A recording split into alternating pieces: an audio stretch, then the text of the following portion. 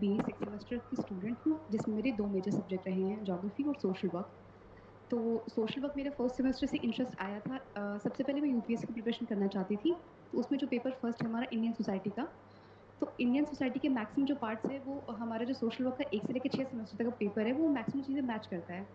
तो मुझे लगा था कि यार साइड बाय साइड ये कर लेंगे, और ये मुझे पता चला था फर्स्ट सेमेस्टर में आके 2022 में पता चला था मुझे कि ये कोई प्रोफेशनल कोर्स भी होता है। डेफिनेटली। तो मैंने एडमिशन ले लिया। एडमिशन लेने के बाद फिर मैंने थोड़ा रिसर्च किया, तो मुझे पता चला कि इससे नेट यूजीसी का भी पेपर दे सकते हैं, असिस्टेंट प्रोफेसर का। और भी मल्टीपल इसके करियर ऑप्शंस हैं। इसके अलावा जो हर डिस्ट्रिक्ट में एक वेलफेयर ऑफिसर होता है, और जो डेवलपिंग स्टेट्स हैं उनमें इसकी वैकेंसी ज़्यादा आती है, जैसे छत्तीसगढ़ हो गया, झारखंड हो गया, मध्य प्रदेश हो गया, जो डेवलपिंग स्टेट्स हैं उनमें इन सब की वैकेंसी ज़्यादा आती है। तो मुझे लगा कि यार ठीक है, कोई ऐसा कोर्स करते हैं जिसमें करियर ऑप्शन हो, सिर्फ डिग्री कोर्स ना तक ना वो सीमित रहें। तो मैंने इस तरीके से सोचा, और सेकंड सेमेस्टर में मैंने आपको सेकंड ईयर में मैंने आपको मैसेज किया था, तो आपने मुझे बोला था, मैंने आपसे फीस वगैरह सब पूछी किस तरह कैसा-कैसा है। फिर उस वक़्त मैंने ड्रॉप कर दिया था क्योंकि मैं सेकंड ईयर में थी, पर मैं थॉरली ये फर्स्ट सेमेस्टर की चीज़ें पढ़ रही थी, first, second, third, fourth semester पढ़ रही थी। 28th ऑफ नवंबर 2024 को आई थिंक मैंने ये बैच जॉइन किया था। हाँ, 28th ऑफ नवंबर को जॉइन किया था। लेकिन फिर भी मैं इतना रेगुलरली अवेलेबल नहीं रह रही थी। मैं आती थी, क्लास जो रिकॉर्डिंग होती थी मैं वो पढ़ती थी, फिर मैं चली जाती थी, मैं अपने सेमेस्टर का पढ़ती थी। क्योंकि जो 1 से लेकर 9 यूनिट तक का ये जो सिलेबस था एचईक्यूपी 21 का, ये डीयू का भी सेम सिलेबस था, और इस बार फॉर्चुनेटली जो टिस है उसका भी यही सेम सिलेबस था, और इसमें एक टेम्पो राउंड और बाकी जो पर्सनल इंटरव्यू राउंड है वो सब नहीं था। तो बाई लक ऐसा हो गया कि जो चीज़ हम सिर्फ बीएचयू को हम जो सिर्फ टेस्ट को डीयू को टारगेट कर रहे हैं, वो टेस्ट के लिए भी हो गया, और सीयूक्यूपी 11 का मेरा ज़ीरो तैयारी नहीं था, मतलब मुझे बीएचयू के लिए आपने दोनों को प्रिपेयर किया था कि दोनों में हमारा चांसेस रहेगा? हाँ, तो बीएचयू का तो मैंने आपको बताया था, मैंने एक भी दिन नहीं पढ़ा, मतलब मैं 2 या 3 घंटे आपने जो मुझे कंटेंट भेजा होगा, I think 25th of March को मेरा लास्ट पेपर टाइम था, में और मुझे फिर मेरी बात हो रही थी आपसे, एग्जाम भी आपके चल रहे थे, तो आपने मुझे एग्जैक्ट कॉल किया था कि सर मुझे 3 महीने के करंट अफेयर सबसे इंपॉर्टेंट बता दो, मैं वो हाँ, पढ़ के जाऊंगी। और फिर बात हुई थी कि हाँ सर तो अच्छा गया। 22 मार्च को मेरा एचईक्यूपी 21 का पेपर था, और उस दिन मेरा ज्योग्राफी का फर्स्ट पेपर था सेमेस्टर का भी, तो बहुत इशू हुआ था, 3-4 दिन उसमें दौड़ के उसको पोस्टपोन कराई। फिर 25 को मेरा इसका पेपर है, तो मुझे आइडिया नहीं था, और मैं 24 को ये डिसाइड कर रही हूँ कि यार मैं इसका तकरीबन ढाई 3 साल से पढ़ रही थी एचईक्यूपी 21, वो इतना अच्छा नहीं गया। वहाँ पे मैंने जब गई तो मैं 3-4 लोगों से ऐसे मिली जो लोग बोल रहे हैं कि पेपर बहुत ईज़ी था, 75 के 75 क्वेश्चन अटेम्प्ट कर दिए, तो मुझे लगा कि यार शायद मेरी उतनी अच्छी तैयारी नहीं रही होगी, मे बी बहुत अच्छा लोग पढ़ के आए होंगे। एक और लड़की थी जो दूसरे थे, वो कह रही कि यार पेपर बहुत ईज़ी था, और ग्रुप में आके आंसर तक वो वॉइस क्लिप में डाल रही थी, तो मुझे लगा यार ऐसा कॉन्फिडेंस होना चाहिए, मेरा तो नहीं है, मेरा तो नहीं हो पाएगा। तो बाकी लोग बोले, फिर मैं डिप्रेस हो गई कि यार जिस चीज़ के लिए मैं ढाई साल से पढ़ रही थी वो अगर नहीं हो पाया, तो जो चीज़ मैं 3 घंटे पहले किसी से कंटेंट माँग रही हूँ कि सर मुझे भेज दीजिए, उसमें क्या ही चांस है, मतलब कुछ भी नहीं है। बट एग्जाम के टाइम फॉर्चुनेटली काफ़ी लोग परेशान हो गए थे, बहुत सारे हाँ, बच्चे बहुत एग्रेसिव हो गए थे। मैं हर तो साल फिर देखता हूँ, जो जितना कम पढ़ता है वो उतना ज़्यादा टेंशन लेता है, होता है, नेचुरल यस चीज़ें सर, हैं। तो फिर मैंने आपको कॉल किया कि मैं जाऊँ कि नहीं एग्ज़ाम देने, तो अब मैं रिसर्च किया कि नहीं मुझे जाना चाहिए, अगर पेपर दे दिया है, फॉर्म फिल किया है, तो जाना चाहिए मुझे। तो मैं गई, मैंने पेपर दिया, और पेपर बहुत ईज़ी था, मतलब एज़ कम्पेयर टू एचयूक्यूपी 21, सीयूक्यूपी 11 मुझे बहुत ईज़ी लगा। उसका लेवल बहुत ईज़ी था, स्पेशली उन बच्चों के लिए जिन्होंने एसएससी या जिनके 10th 12th के मैथ्स बहुत अच्छे रहे होंगे, उनके लिए तो बिल्कुल ईज़ी था। मेरे लिए जो जीके था और इंग्लिश था, बहुत अच्छा था। मैं उसके लिए कुछ एक्स्ट्रा नहीं पढ़ी थी, जितना मुझे नॉलेज है, इनहेरेंट नॉलेज था मेरा अब से लेके 12 से लेके अभी तक का, उसमें हो गया था। फिर बीच बीच में मुझे मैंने आईजीएनटीयू एमपी, बीएचयू, डीयू और टेस्ट के लिए अप्लाई किया था। सिर्फ ये 4 यूनिवर्सिटी को मैंने टारगेट किया था, जिसमें से मुझे मैक्सिमम यूनिवर्सिटीज़ मिल भी गई। मुझे जीडीपीआई का कॉल भी आया, और कल शाम पे ही उसका मैसेज आ रहा है बीएचयू का कि आपका जीडीपीआई में 65 मार्क्स है। मुझे नहीं पता हाईएस्ट कितना गया है, पर मेरा जो नंबर आया मेल पे कि आपको 65 मार्क्स अलॉट हुआ है, आउट ऑफ कितना ये मुझे आइडिया नहीं है अभी। तो लेट्स सी, देखते हैं कि उसमें क्या होता है। हालाँकि मैंने डीटीएस से दलित एंड ट्राइबल स्टडी जो है वो टेस्ट का उसमें, और जो डिसेबिलिटी स्टडीज़ था वो दोनों मुझे अलॉट हुआ था, और मैंने डीटीएस से में अपना एडमिशन फी पेमेंट करके एडमिशन ले लिया है। हमारे बैचेस के आई थिंक चांदनी है, एक का तो डीटीएस है, और बहुत लोग का एलएससी मिला है, बहुत हाई कट ऑफ वाला यस भी सर, प्रेफरेंस यस उन्होंने सर। भरा था उन सब चीज़ों को। तो शादी उनका से तो तो मैं यूजुअली धीरे हमारी धीरे बातचीत करूँगा, होती लेकिन रहती है। सबसे मुझे इंटरेस्टिंग ये लगा कि आपका पूरा प्रिपरेशन जब से आपने ज्वाइन किया ना, कभी शांति से, एक होता है ना कि एक दो दिन, और मुझे मैं आप लोगों को बताना चाहता हूँ, लास्ट टाइम में इंसान बहुत घबरा जाता है एक्चुअली, भगवान उसी समय परीक्षा लेते रहते हैं अपने, सब्र की इम्तिहान जिसे कहते हैं। इनका फैमिलियल कुछ ज़मीन का डिस्कॉर्ड था, किसी दूसरे ने कब्जा कर लिया था, फैमिली का डिस्कॉर्ड नहीं कह सकते, मतलब दूसरे ने उसको ऑक्यूपाई कर लिया है, रेंट वेंट नहीं देते हैं और धमकाते हैं, एससी एसटी एक्ट लगा दिया फैमिली पे। तो मेरे से ये बात कर रही थी, तो मुझे लगा कि नहीं, इस टाइम में तो हेल्प बच्चों को करना ज़्यादा ज़रूरी है, क्योंकि पूरा फैमिली जब परेशान हो ना, तो पहले आप फैमिली के बारे में सोचते हो कि भाई भाई को बचाएं, पिताजी को बचाएं, छोड़ो पढ़ाई बाहर में जाए, अगले साल भी निकाल लेंगे। फिर मैंने इनको बैलेंस वे बताया कि देखो ये मौका फिर अगले साल आएगा, इसकी गारंटी ना हम दे सकते हैं ना आप दे सकते हो। एक साल 365 दिन जब घर पे बैठोगे ना, तो इतने बातें सुनने को मिलेंगी ना, भले गलती गार्जियन की हो लेकिन बातें आपको ही सुननी पड़ेंगी, क्योंकि आप छोटे हो। और ये हमारे सोसाइटी का थोड़ा सा ये डायलेमा वाला पार्ट है कि आप कंफ्यूज हो जाओगे कि अरे हम क्यों सुन रहे हैं भाई, हमने तो अपना फ़र्ज़ निभाया, वो कोई नहीं सुनता है। तो हमने कहा कि देखो कैसे भी करके, और मॉनेटरी फाइनेंशियल अरेंजमेंट भी आप सभी को बड़ा इंस्पिरेशनल लगेगा कि उन्होंने बड़ी मशक्क़त की, उन्होंने पार्ट बाय पार्ट मुझसे पूछा, सर इतना ही हो पाया, जस्ट लाइक 52,000 या 42,000 करना था, सो 25 ही हो पाया है। हम कहे कि ये रास्ता अपनाओ, आप किसी रिलेटिव से ले लो, फिर उन्हें 10 दिन 15 दिन 20 दिन के बाद दे देना। केस को भी हमने समझाया कि भाई केस है, अभी आप सब लोड ले लोगे तो आप पीछे रह जाओगे, उसको भी सुलझाने की कोशिश करो। तो देखो, एक मेंटल बर्डन हल्का करने वाला इंसान अगर हो, आपको बताने वाला, क्योंकि मैं ये सारी चीज़ें कहीं ना कहीं झेल चुका हूँ।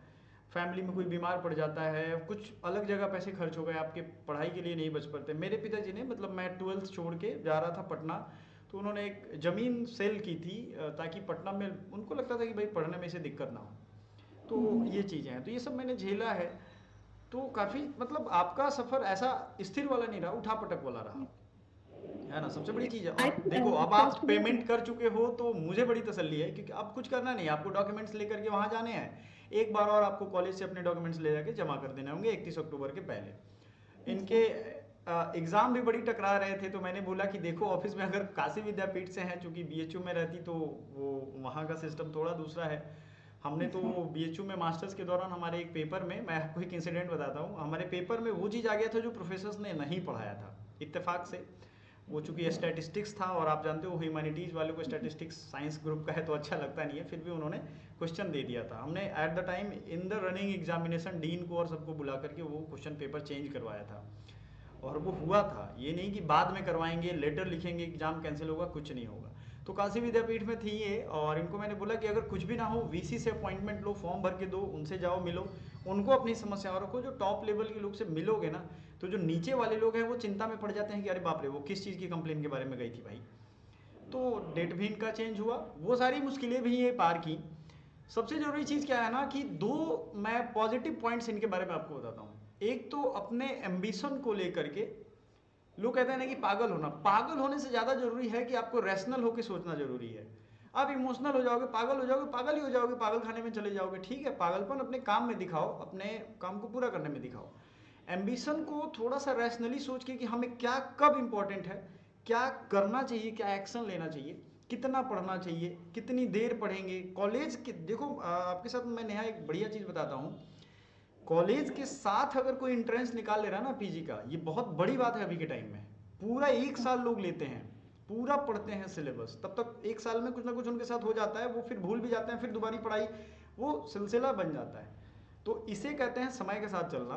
तो इसमें थोड़ी सी बाधाएं आएंगी, आप कैंपस पहुंच जाओगे, उसके बाद आपको 2 साल मान के चलो कि घर परिवार से थोड़ा दूरी रहना पड़ेगा, लेकिन आप वो चीज़ें सीखोगे सोसाइटी का, ट्राइबल बेल्ट का, डिसेबल लोगों का, वो एरिया देखोगे आप, जो आपको शायद ही बहुत कुछ, मतलब छुपा रहे उसमें, बहुत एंगल्स उसमें निकल के आएंगे, इंसानियत को समझने का मौका मिलेगा।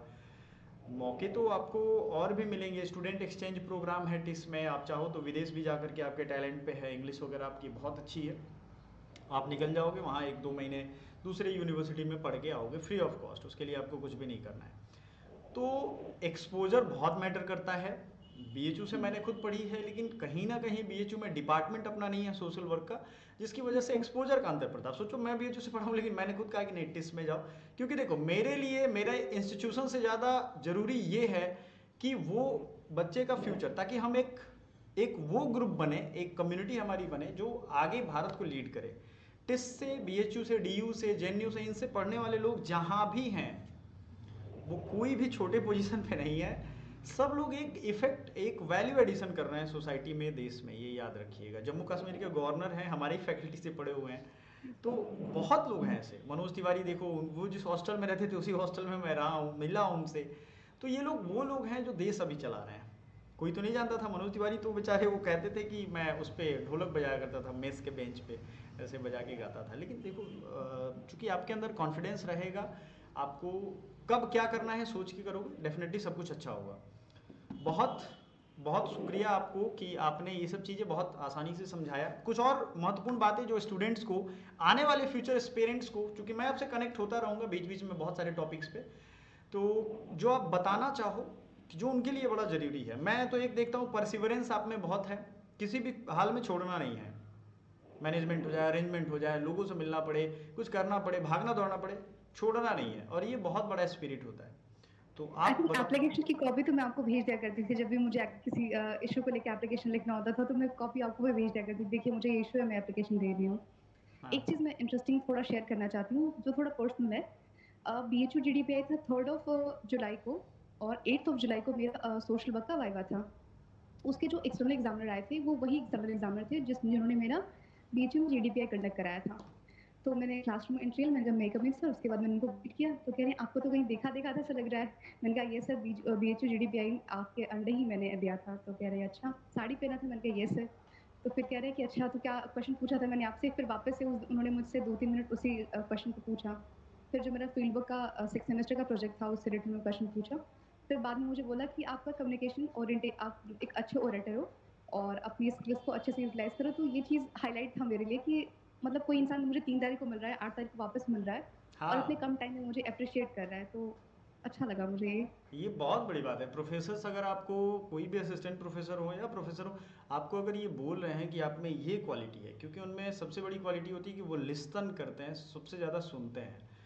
ऑब्जर्व करके कोई प्रोफेसर अगर आपको बोल रहा है ना कि you are orator par excellence, तो बहुत बड़ी बात है, आप उसको यूज़ करो। आप मोटिवेशनल स्पीकर, बहुत लोगों को ज़रूरत है यार ज़िंदगी में। तो सबसे ज़्यादा लोग अगर कुछ छोड़ते हैं तो वो होप छोड़ के बैठे हुए हैं। सब कुछ है उनके पास, उनको लगता है कि अरे क्या आज का दिन ही बेकार हो गया, मन में ही बैठ गया सबकॉन्शियस माइंड में, तो वो बेकार ही हो जाएगा। अभी मैंने थोड़ी देर पहले आपसे बोला ना कि स्पार्क कर रहा है रूम में एक जगह, तो मैं जी सर। गया तुरंत लेकर के आया उसको, रिपेयर किया, खत्म कहानी। बहुत लोग बैठ जाएंगे अरे छोड़ो आज क्या करें काम, थोड़ा लेट होगा 10 मिनट क्या हो, तो हिम्मत नहीं हारनी। छोटी छोटी चीज़ें ही ज़्यादा हिम्मत तोड़ती हैं। हैकल क्रिएट करेगा आपके लिए, ब्रेकर बनाएगा, ऑब्स्ट्रक्शन क्रिएट करेगा लाइफ में। अब छोटी छोटी चीज़ों को अगर हम तुरंत सुलझाना शुरू कर देना तो हमारा प्रोडक्टिविटी जो है वो बहुत बढ़ जाता है। हम सोचते हैं छोड़ो ना बाद में करेंगे, 2 सेकंड का 2 मिनट का काम है, छोड़ो ना बाद में करेंगे, बाद में करेंगे, ये हमने 5 सेकंड 20 बार बोल दिया, वो टाइम खत्म हो गया हमारा। तो ये चीज़ें हैं। आगे वाले बच्चों के लिए मैं यही कहना चाहूँगा कि परसिवरेंस रखिए, रेगुलरिटी रखिए, कंसिस्टेंसी रखिए। एक कोई एम हो, उसको लगातार उसके पीछे पड़े रहो। ठीक है, पढ़ना, अब छठ की छुट्टी है, दिवाली की छुट्टी है, उसमें पढ़ना थोड़ी ज़रूरी है, लेकिन आप अपने माइंड में ये सोच रहे हो ना कि हाँ हम अगले दिवाली में आएंगे तो यार उस कॉलेज में पढ़ेंगे, वहाँ से आएंगे तो एक अलग रुतबा होगा, उसके अगले दिवाली में आएंगे प्लेसमेंट हो जाएगी, तो ये हम उसी के साथ जी रहे हैं।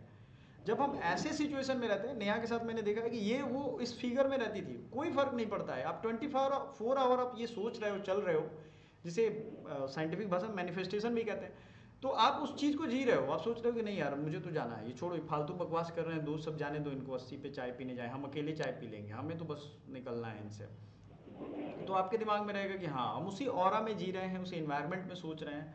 तो ये चीज़ है। और कुछ स्पेशल आगे तो मैं आपको और कई बार ऐड करूँगा। Yes sir. तो सबसे स्टार्टिंग से शुरू करते हैं। मैंने ये देखा है कि 2 तरीके के स्टूडेंट्स हैं। एक वो है जिनको बिल्कुल ज़ीरो से भी आइडिया नहीं है, वो खुद से कुछ भी नहीं कर सकते। तो उनके लिए बेस्ट ऑप्शन तो ये है कि वो ऐसे गाइड से, ऐसे मेंटर से, ऐसे यूट्यूब चैनल्स, ऐसे लोगों से जुड़ जाएँ, जो उनको डे बाय डे गाइड करते जाएँ। उसमें कोई इफ कोई चाहे वो पर्सनल हो या कुछ। स्टडी रिलेटेड हाँ, हो। हाँ। दूसरी चीज़, अगर कोई ऐसा स्टूडेंट है जिसको हाफ ऑफ द नॉलेज है, उसको 60% जानकारी है, लेकिन उसके पास कंटेंट नहीं है, उसके पास टाइम नहीं है उस चीज़ को बहुत क्रक्स बना के, उसकी समरी बना के देने के लिए, तो वो ये कर सकता है कि कुछ ऐसे स्टडी मटेरियल से, ऐसे कंटेंट क्रिएटर से जुड़ सकता है कि वो उसको कम टाइम में वो क्रक्स करके ला दें। आप दोनों अपनी मेंटालिटी समझिए, उसके हिसाब से अपने ऑप्शंस चूज़ करिए और उसके हिसाब से अपनी प्रिपरेशन शुरू करिए। हर इंसान के लिए सिर्फ एक स्ट्रेटजी नहीं हो सकती, हमारी कमियाँ, हमारी स्ट्रेंथ अलग-अलग हैं, तो हम अलग सबके अलग लिए है। अलग-अलग चीज़ें अप्लाई होंगी।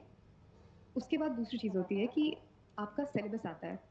अगर आप ये देख रहे होंगे पिछले जैसे मैं बताऊँ तकरीबन ढाई साढ़े 3 हज़ार से आस-पास तकरीबन साढ़े 3 हज़ार से ज़्यादा मैंने एमसीक्यू सॉल्व किए थे, अपने जितने भी मेरे 9 यूनिट्स हैं उसके। और 2000 आई थिंक 15 से लेके और 24 तक का मैंने पीवाईक्यू सॉल्व किया था, चाहे वो बीएचयू का हो, डीयू का हो या फिर जामिया मिलिया इस्लामिया का। मुझे जो बहुत हेल्प यूनिवर्सिटी का मिली मिला थी इससे, सिक्स ईयर का। पीवाईक्यू से। पीवाईक्यू मिरर होता है, मैं हमेशा कहता हूँ। तो इस मुझे इससे फ़र्क नहीं पड़ता कि उस पीवाईक्यू जो मैंने पढ़ा उसमें मेरे एग्ज़ाम में आया कि नहीं। 1 सेकंड, 1 डेफिनेटली। सेकंड। सर एक कॉल आ जा रहा है, सॉरी। हाँ, तो ओके। उससे मुझे फ़र्क नहीं पड़ा कि वो मुझे जो पीवाईक्यू है वो मुझे एग्ज़ाम में कितना हेल्प कर रहा है। वो सिर्फ़ और सिर्फ़ मुझे इस वक़्त में हेल्प कई किया था कि अगर मान लो कोई 4 लाइन में कोई क्वेश्चन लिखा हुआ है, तो वो 4 लाइन का क्वेश्चन पढ़ के मैं जो 4 ऑप्शंस दिए हुए हैं उसको मैं कितना जल्दी डिटेक्ट कर पाती हूँ। आप जितना ज़्यादा सॉल्व कर पाएँगे, आपकी ये जो डिटेक्टिव करने की पावर है वो डेवलप होती जाएगी। और जब एग्ज़ाम हॉल में आपको 90 मिनट का टाइम मिला था, तो यही चीज़ ज़्यादा हेल्प की। और इस बार का जो पेपर था वो यूपीपीसीएस के पैटर्न का था, यूपीएससी के लेवल का था। मतलब आपको 4, 5, 6 पैराग्राफ पढ़ना है, उसमें से 4 ऑप्शंस रहेंगे, रीडिंग उन हैबिट चारों चेक ऑप्शंस करने का। वाला था। Yes sir. आप उसमें मतलब आपको ना एक जो आपका पैराग्राफ शुरू हो रहा है वहाँ से पहुँचने के लिए आपको 3 से 4 बार स्क्रीन स्क्रॉल करनी पड़ेगी, और जब तक आप पहला बार स्क्रीन पे हो, स्क्रॉल करके नीचे जाओगे, आप भूल जाओगे कि आपके आपसे क्या क्या पूछा जा पढ़ा रहा था है। आपने? तो ये चीज़ आपको ध्यान में रखनी है कि आपका जो माइंड है उतना कॉन्संट्रेटेड होना चाहिए कि अगर आपने पहले लाइन पढ़ ली कि अच्छा ये यहाँ पे अंडरलाइन था, तो उसके बाद अगर उससे ऑप्शंस में से कोई चीज़ मैच करे तो आप उसको डिटेक्ट कर पाओ। एक्चुअली मैं ये चीज़ यूजीसी डेवलप करनी नेट पड़ेगी। 2 बार निकाला हूँ, 99 परसेंटाइल है। मैंने ये देखा है कि रीडिंग हैबिट अगर आपकी ठीक है ना, तो क्वेश्चन पढ़ने की स्पीड और आंसर मैच करने की, दोनों की कनेक्शन बैठ जाता है। मतलब यस सर। पढ़ने की आदत नहीं हो और एग्जाम देने बैठ जाओ तो नहीं हो पाएगा किसी भी यस लेवल सर। में। और ये तो है हो गया कि मान लो आपको प्रैक्टिस करके जाना है, जितना आप कर सको एक्स वाई जेड। अगर आपका सिलेबस का, अगर आपको नेट यूजी का भी मिल रहा है, आप वो यूजी का मिल रहा है वो भी करके जाओ। मेरे पास नेट यूजीसी की एक बुक थी सोशल वर्क की, और मेरा 1 से लेके 6 सेमेस्टर तक का ये था, और सीयूटी पीजी का सिलेबस था। इस 3 चीज़ों के अलावा बाकी आपकी यूट्यूब वीडियोज़ और जितना आपने मुझे स्टडी मटेरियल भेजा था, यही पढ़ा है तो मैंने। मोटा इसके अलावा मोटी तो मैं मैंने ये इतना मान नहीं के पढ़ा चलूँ, है। पीवाईक्यू सिलेबस पे कवर, पीवाईक्यू जितना ज़्यादा हो सको सॉल्व करो, सिलेबस पे कवर करो, होल्ड करो 9 यूनिट्स एच यू क्यूपी 21 का, और सी ओ क्यूपी 11 का थोड़ा ब्रॉड है तो पूरी सिलेबस को कवर करो। Yes exam sir. से पहले रिवीजन करो, थोड़े बहुत प्रैक्टिस करो, एग्ज़ाम दो बिंदास। सबसे ज़्यादा जो चीज़ करना है वो हमें उस यूनिवर्सिटी में जिसमें सेलेक्ट होना है उसके साथ जीना है। अगर ये चीज़ें हमने अपने अंदर बैठा ली तो डेफिनेटली हमारा सिलेक्शन होगा, है ना? तो यस सर। आने वाले एक चीज़ स्टूडेंट्स मैं इस चीज़ से काफ़ी इंस्पायर होंगे। हाँ बताइए। एक चीज़ मैं ऐड करना चाहती हूँ सर, जो मैंने बहुत बड़ा ब्लंडर किया था। 90 मिनट्स का एग्ज़ाम था और 75 क्वेश्चंस थे। और मैं 1 दिन पहले मैं बहुत स्ट्रेसफुल सिचुएशन में थी, मैं सोई नहीं थी क्योंकि मैं अपना एग्ज़ाम पोस्टपोन करने 3-4 दिन से परेशान थी। एक बड़ी गलती आपको ये नहीं करनी है कि एग्ज़ाम से 1 दिन पहले कम से कम आपको 7 घंटे की नींद लेके जानी है, भले आप कुछ नहीं पढ़ के जाएँ हों। डेफिनेटली उसमें से 50 ऐसे क्वेश्चंस होंगे जो आप कहीं न कहीं सुने होंगे, कहीं न कहीं पढ़े होंगे 75 पढ़े में से। होंगे। लेकिन अगर आप 3 घंटे का नींद लेके 2 घंटे का नींद लेके जा रहे हैं, तो जो आप पढ़े हैं वो भी प्रोसेस नहीं कर वो पाएँगे, भी और ये गायब हो गलती जाएगा। मैंने की थी। ये ये आजकल के गलती मैंने की जनरेशन थी में कि ज़्यादा प्रॉब्लम है। मैं 3-4 घंटे का नींद लेके गई थी। एक तो ये चीज़ मैंने ब्लंडर किया था। दूसरा चीज़ मैंने ये किया था कि मैंने बहुत जल्दी-जल्दी क्वेश्चन सॉल्व किए। लास्ट में मेरे पास 26 मिनट बचे थे, और उस 26 मिनट में मैंने ये गलती की कि जो क्वेश्चन मैं पहले अटेम्प्ट कर चुकी हूँ, वो मेरे क्वेश्चन सही हैं। उसके बावजूद भी दोबारा एनालिसिस करने के चक्कर में, डीप थिंकिंग करके और पता नहीं कितना गहरा एनालिसिस करने के चक्कर में, मैं दोबारा जो ऑप्शन चेंज करी हूँ, क्वेश्चन गलत कर दिया। तो सबसे पहले क्वेश्चन पढ़ो, थोड़ा सोचो, सोच के बाद जो सही लग रहा है उसको स्टिक हो जाओ। अब वापस उसका ऑप्शन मत चेंज करो, ये मैंने गलती की थी। जिसकी वजह से मेरे मार्क्स और रिड्यूस हो गए, अदरवाइज़ मेरे मार्क्स 170 के आस-पास आ जाते, 178 के आस-पास आते एग्ज़ैक्ट। ओके। तो ये चीज़ आप लोग बिल्कुल भी दोहराइएगा मत। मैं आपसे रिक्वेस्ट कर रही हूँ, अदरवाइज़ आपको भी मेरी तरह डेफिनेटली थोड़ी ये आप छोटे बता रहे हो तो कोर्सेज़ कोई करके नहीं एडजस्ट भूलेगा। करना है। अच्छा, प्रेफरेंस फीलिंग में क्या रहा, मैंने जो जो समझाया उसमें? ओके, तो एक चीज़ आपको ध्यान रखनी है कि आपको ना बहुत रियलिस्टिक रहना है। आपको बहुत हवा-हवाई प्लान नहीं बनाना है। आपको अगर अपने मार्क्स पता है, आपको जब आपका रिज़ल्ट आया होगा तो आपको 2-3 दिन के अंदर ये भी पता चलेगा कि हाईएस्ट कितना जा रहा है, लोवेस्ट कितना जा रहा है। ओबीसी, एसटी का लास्ट ईयर का कट ऑफ देके आपको थोड़ा बहुत आइडिया जाता है, और 5 से 10 मार्क्स ही ऊपर-नीचे होती है कट ऑफ। रियलिस्टिक रहो अपने मार्क्स के साथ, और मार्क्स के साथ देखो कि आपको कौन-कौन से ऑप्शंस मिल सकते हैं। जैसे मुझे पता था कि मेरे को एलएससी, सीओपीडी नहीं मिल सकता। मैं नहीं कितना मिल भी सकता। कोशिश करूँ नहीं मिल सकता। हम्म। मेरा एक दोस्त है, उसका 196 मार्क्स था, ओबीसी से था। उसने फर्स्ट में लिस्ट में एलएससी और सीओपीडी भरा था। एक्चुअली मेरे उसका से बात हुई थी आपकी, तो मैंने आपको बोला था कि देखो उधर बहुत फाइट है, उधर हाँ, अप्लाई हाँ। मत ही करो। 900 रुपये का यस सवाल है, सर। 1000 रुपये से पे सब्जेक्ट के लिए। आप और ये मैंने ग्रुप को सेलेक्ट करो। यस, और मैंने 1800 रुपए पेमेंट करके 3 से पेमेंट किया था, क्योंकि हाँ। मुझे था कि यार मुझे उस यूनिवर्सिटी में एनरोल कराना है, चाहे एक्स वाई जेड कोई भी हो, क्योंकि मैं इतना मेहनत कर दूँगी कि एवरेज मेरा आ जाएगा पैकेज। हम्म। तो मैंने किया। उसके बाद जिस स्टूडेंट ने मुझे सजेस्ट किया था कि यार, उसने मुझे बोला कि यार तुम्हारा प्रेफ़रेंस ऑर्डर बहुत गलत है, तुमने सारे लोवेस्ट किए हैं। तो मैं अपने मार्क्स के हिसाब से रियलिस्टिक थी, और मेरा फर्स्ट लिस्ट में हो भी गया। वो बच्चा अभी वेट कर रहा है।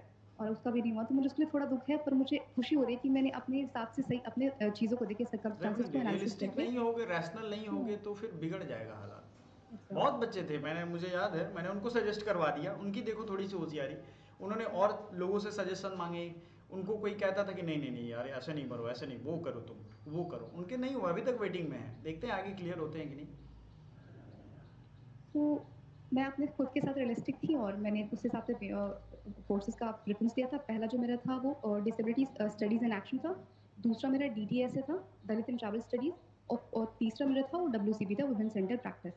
जिसमें से 2 मुझे अलॉट हो गया फर्स्ट लिस्ट में, और may be third second list तक, क्योंकि मैंने पेमेंट कर दिया तो सेकंड लिस्ट में मेरा नाम वैसे भी नहीं आएगा, तो यही है। नहीं, वो तो आपने पेमेंट कर दिया तो अब बाकी वैकेंट हो जाएगा, बाकी लोगों को मौका मिलेगा, वो ठीक किया आपने। अब मैं आपसे विदा लूँगा, मैं आपको कनेक्ट करूँगा जैसे जैसे आप फुर्सत में रहोगे। आई थिंक आपको जाना होगा तो 10 दिन अभी टाइम होगा, डॉक्यूमेंट्स वगैरह तो आप रेडी करा ही लोगे, जो एग्ज़ाम यस वगैरह सर। है ख़त्म कर लो आप। और एक लेटर छोड़ के जाना ऑफिस में, अगर आपको लगे कि ज़्यादा लोग ये लोग रिजल्ट में करेंगे, एक लेटर वाइस चांसलर को छोड़ के जाना कि मेरा टेस्ट में हो गया है।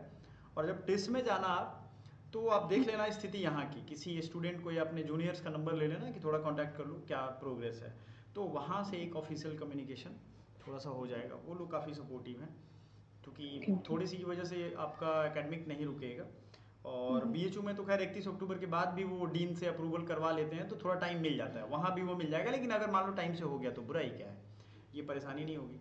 बेझिझक आप मन लगा के पढ़िएगा, प्रैक्टिकल जो चीज़ें मिलेंगी, social work practical based study है, प्रैक्टिस बेस्ड स्टडी है। जो आप पढ़ोगे, फील्ड वर्क के नोट्स बनाओगे, प्रोजेक्ट्स बनाओगे, उनको रिप्रेजेंट करोगे, इसमें बहुत सारी स्किल्स आपके अंदर आ जाएंगी। जब कंपनी जाएंगी ना तो वो तो आपसे पूछेंगी कि भाई कितना पैसा लोगे ये बताओ। तो उसके लिए हमें 2 साल अपने आप को तपाना पड़ेगा। मैं बीएचयू में था, ये कड़ी धूप में हमें जाना पड़ता था फील्ड वर्क में। कुछ लोग थे नहीं जाते थे, उनकी अलग बात है, उनकी प्लेसमेंट से कोई दूर दूर तक नाता रिश्ता नहीं था। जाते थे हम लोग, हमारा काम है धूप में पहुंचना, धूप हो बरसात हो कुछ भी हो, वो हम पहुंचेंगे, उसकी एक अलग इन्जॉयमेंट होगी। और best of luck for your next career. And हम थैंक यू। लोग मिलते रहेंगे। और मैं कभी बनारस आया या मुंबई, मैं प्लान कर रहा हूँ कि नेक्स्ट इसी एकेडमिक सेशन में कभी, चूँकि इस बार हमें लग रहा है 15 से 20 स्टूडेंट हैं अभी तक फर्स्ट ही राउंड में जो सेलेक्ट हो गए हैं। सेलेक्टेड ग्रुप में मैंने इस बार बना दिया है एक ग्रुप, मैंने अभी तक ये नहीं किया था, क्योंकि मैं हमेशा पढ़ाता हूँ और उसके बाद मतलब ये हो जाता है कि चलो अब हो गया निकल गया। लेकिन मैं देखता हूँ कि ये चीज़ों को बांध के रखना ज़रूरी है। तो सबसे मिलूंगा, सबसे बातें करूंगा, मुंबई घूमेंगे हम लोग, मज़ा करेंगे और सब कैंपस को देखेंगे, क्योंकि टेस्ट को देखना भी ज़रूरी है। और डीयू है, टी साइंस, सब में सारे स्टूडेंट्स हैं, इनसे मिलेंगे ज़रूर। So thank you so much, bye for now. Thank you. और जब भी ज़रूरत होगी मुझे फिर से कॉल करिएगा, नंबर आपका सेव रहता है। कुछ भी हो, होता है, पर्सनल हो सकता है, प्रोफेशनल हो सकता है, कोई सोशल प्रॉब्लम हो सकता है, बस में जा रहे हो, बहुत तरीके की मेंटल डिस्टर्बेंस। और मैं आपको यकीन दिलाता हूँ, मैं फैमिलियल, पर्सनल, सोशल, प्रोफेशनल और ये सारे लाइफ में बहुत चैलेंजेस झेली है मैंने, और सबको फेस भी किया है। ठीक है, फिजिकली भी मेरा पैर वो फंस गया था ट्रेन और प्लेटफॉर्म के बीच में, तो बहुत सारी चीज़ों को मैंने झेला। उस टाइम में मेरे सीपीओ के दौर थे, एफ कैट का इंटरव्यू, एसएसबी इंटरव्यू हुआ करता था, सब मैं देना चाहता, लेकिन चैलेंजेस मैंने काफ़ी। तो मैं सबको, कैरियर मेंटरिंग मेरा आगे का टारगेट है कि बच्चे भटके ना। ये छोटे छोटे बच्चे सुसाइड कर रहे हैं, आपके केस में मैं बता रहा हूँ, आपने जितनी भागा दौड़ी की है ना, बहुत लोग गिव अप कर देंगे, छोड़ेंगे, भाग में जाए यार, अगले साल फिर निकालेंगे, उनको घमंड आ जाएगा इवन कि अरे छोड़ो ना। मैं एप्लीकेशन लेके जा रही थी अपने जो भी वहाँ पे ऑफिसर्स थे, तो वो कह रहे हैं बीए की हो ना, इतना क्यों परेशान हो रही हो, जाओ बताओ, घर पे बैठो। तो क्या करें, मुझे हम थोड़ा पागल हो बुरा जाए, लगा। बीए की हैं तो बस टेंशन में मर जाए। उनको अजीब लगता है बात ऐसा है। कि मतलब बीए की होके कोई इतना परेशान क्यों होगा, ऐसा अरे क्या पढ़ाई अजीब कर बात है। रहे मैं हो। एक मेरे लॉकडाउन में, मुझे याद है प्रोफेसर थे मेरे, उन्होंने नंबर मेरा नहीं चढ़ाया था। तो फाइनल जो लॉकडाउन में हमारा एग्ज़ाम ओबी, ओपन बुक सिस्टम से हुआ था, सारी यूनिवर्सिटी इंडिया में लागू कर दी गई थी, तो उन्होंने नंबर नहीं भेजा था। मतलब मैंने जिस ईमेल पे भेजा तब तक ईमेल चेंज कर दिया उन्होंने, सर ने नहीं भेजा। तो मैं उनसे मिला कि सर मेरा नंबर नहीं गया, इस वजह से मेरा सर्टिफिकेट नहीं आ रहा है, मार्कशीट मेरी इशू नहीं हो रही है। तो उन्होंने बोला कि क्या नाम है आपका, जाइए वो लेकर के आइए, रूटीन लेकर के आइए। तो मैं तुरंत गया, रूटीन लेकर के आया। सर आप ही थे हमारे क्लास में, चूँकि उस समय सेकेंड जो अप्रैल के बाद लॉकडाउन लग गया, तो किसी से कोई भेंट नहीं हो पाया। तो उन्होंने कहा ठीक है, मैं नंबर तो भेज दूंगा, लेकिन असाइनमेंट जो आपने लिखा है उसे अभी भेजो। अब ये मेरे लिए चैलेंज वाली बात थी, लेकिन फिर मुझे दिमाग लगाया कि यार मैंने भेजा है तो मेरे ईमेल पे तो होगा, वो उसका कॉपी होगा। मैंने उसको सेंड किया, तो बोला नहीं अभी नहीं भेजना है, मैं बताऊंगा तब भेजना है। पहले जाओ वाइस चांसलर को लेटर लिखो, उनके रजिस्ट्रार से हो करके ऑफिशियल चैनल से मेरे पास आएगा, क्योंकि 1 साल बीत चुका है। वो शेयर कर रहा था तो मैं कर देता, अब आएगा तब मैं करूंगा। अब ये मेरे लिए बड़ा डिफिकल्ट सिचुएशन है। और सोचो मैं बेचूं, मैं मुझे पता है कि भाई ऑफिस से आना ही आना है, लेकिन मैं डर गया यहाँ पे। तो मैं बोला कि ठीक है, इनके कहना भी मान लेते हैं, चलते हैं। वहाँ पे गया मैं, और वहाँ एक पेज में सादे पन्ने पे मैंने लेटर लिखा इंग्लिश में ही, उनको रजिस्ट्रार को हैंड ओवर कर दिया। अब डर क्या लगता है ऑफिस में, उन्होंने बोला कि बेटा वो टोकरी दिख रहे हो ना, उसमें रख दो। अब मैं और डर गया कि भाई पता नहीं इस पर एक्शन लेंगे कि नहीं, लेकिन मुझे यकीन था कि बीएचयू में ऐसा नहीं होगा। ठीक है, 10 दिनों के बाद आया, फिर प्रोफेसर ने मुझे फ़ोन किया कि बेटा ऐसा है, अभी फ़ोन कटने के 10 सेकंड के अंदर में तुम्हारा मेल आ जाना चाहिए, तभी मैं उसको रीड करूँगा, उसका नंबर दूंगा। फिर उनका डेटाबेस होता है, उस पर नंबर चढ़ाया उन्होंने, मेरा मार्कशीट प्रिंट होकर आ गया। तो ये सब है। अब यहाँ घबराहट, डर, होगा कि नहीं, अरे मेरा कैरियर फंस जाएगा, इतने साल बर्बाद हो जाएंगे, ये सब चीज़ें आएंगी दिमाग में। एक चीज़ रखना है कि इसके रास्ते ढूंढने हैं, इसको करना है। ये 2 चीज़ें रहेंगी ना जब ज़िंदगी में, अरे कोई चीज़ पॉसिबल नहीं है। नेपोलियन एक बार वो यूराल माउंटेन पार कर रहा था, तो उसके सैनिक उसके पीछे पीछे चल रहे थे। तो नेपोलियन को कहा जाता है कि उसने कभी हारा नहीं, एक वाटरलू का वॉर हुआ था उसी में वो हारा है बस। तो उसने सोचा कि सैनिक है मेरे, ये तो भाग जाएंगे इतना ऊंचा पहाड़ देख करके, इन सबको क्या करें। तो बोला कि सुनो, आगे जो है यूराल माउंटेन आएगा, मैं बताऊंगा तुम्हें, बहुत ऊंचा है, याद रखना, जब आएगा लेकिन मैं बता दूंगा, वहाँ रुकेंगे हम लोग। तो वो सैनिक उसके पूछते थे कि सर आया कि नहीं यूराल माउंटेन, जो हाईएस्ट माउंटेन है। तो बोला नहीं नहीं अभी आया नहीं है, चलो आएगा, चलो आएगा, चलो आएगा। ऐसे कहते कहते उसने पूरा माउंटेन करवा लिया। जब डाउनहिल होने लगे, सैनिक उससे पूछे कि क्या हुआ सर, आया कि नहीं, अब तो हम लोग नीचे उतर रहे हैं। तो उसने कहा कि अरे वो तो हमने तुमको बस बोल बोल के पार करवा दिया। मोरल ऑफ द स्टोरी ये है कि आप पहले ही समझ जाओगे कि अब बाप रे बाप कितना बड़ा पहाड़ है। नहीं, आप एक एक पेज चलो ना, अरे कुछ नहीं, आएगा तो देखेंगे, चलो आएगा तो देखेंगे, वो कभी आएगा ही नहीं, है ना। तो ये चीज़ें हैं। Best of luck. बाकी बच्चों के भी इंटरव्यू में अपलोड करूंगा धीरे धीरे, डेली 1-2 मैं ट्राई करूंगा। कुछ भी हो काम जरूर फ़ोन करिएगा, बताइएगा। और कोई चैलेंजेज हो तो स्टूडेंट्स, मैंने कॉन्टैक्ट नंबर दे दिया है। अब तो आप ही लोग नेक्स्ट जो हमारे स्टूडेंट होंगे उनके कॉन्टैक्ट में रहोगे, उनको हेल्प करोगे। हमारा एक पूरा ग्रुप होगा जो नेक्स्ट ईयर लीड करेगा, क्योंकि नॉर्थ इंडिया के बच्चे टिस में पहुँचने चाहिए, हैदराबाद या हर जगह पहुँचने चाहिए, पहुँचेंगे डेफिनेटली, मेक चेंज करेंगे कुछ ना कुछ। और be the change what you Aspire for, सबसे पहले वही चेंज अपने आप में लाना है जो हम चाहते हैं दूसरों में। Thank you. Thank you sir, thank you.